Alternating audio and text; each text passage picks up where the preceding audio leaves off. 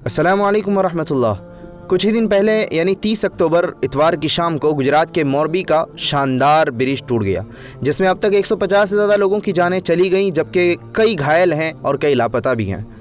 मोरबी का ये hanging bridge एक तारीख़ी ब्रिज है, जिसे सन 1887 में वाघजी ठाकरे ने बनवाया था। 143 साल पुराना ये ब्रिज पिछले 6 महीने से मरम्मत के लिए बंद था, जिसे 25 अक्टूबर को आम लोगों के लिए खोल दिया गया था।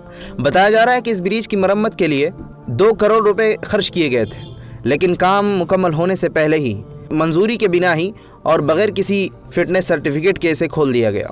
ब्रिज की कैपेसिटी सिर्फ 100 से 125 लोगों की बताई जा रही है, जबकि हादसे के वक्त उस ब्रिज पर तकरीबन 500 से 700 लोग मौजूद थे, जिन्हें बाकायदा टिकट देकर उस पुल पर छोड़ा गया था।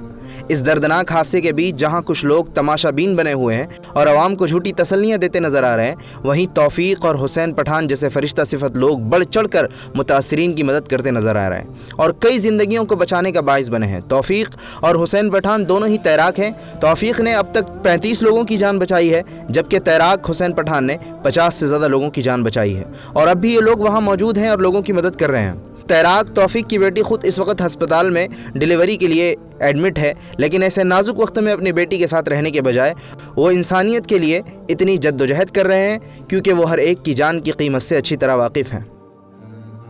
यूज़र्ट इस्लामिक स्टूडियो इन दोनों फरिश्ता सिफत इंसानों को उनके खिदमात के लिए सलाम पेश करता है, जो बगैर किसी सियासत और फ़िरका परस्ती के सिर्फ़ और सिर्फ इंसानियत और ज़िंदगी को बचाने के लिए जी तोड़ कोशिश कर रहे हैं। सरकार की तरफ से जांच समिति अभी जांच पे लगी हुई है और हर गुनहगार को उसकी सज़ा दिलाने का यकीन भी दिलाया जा रहा है। इस दर्दनाक हादसे के बारे में आपकी क्या राय है, हमें कमेंट कर ज़रूर बताएँ।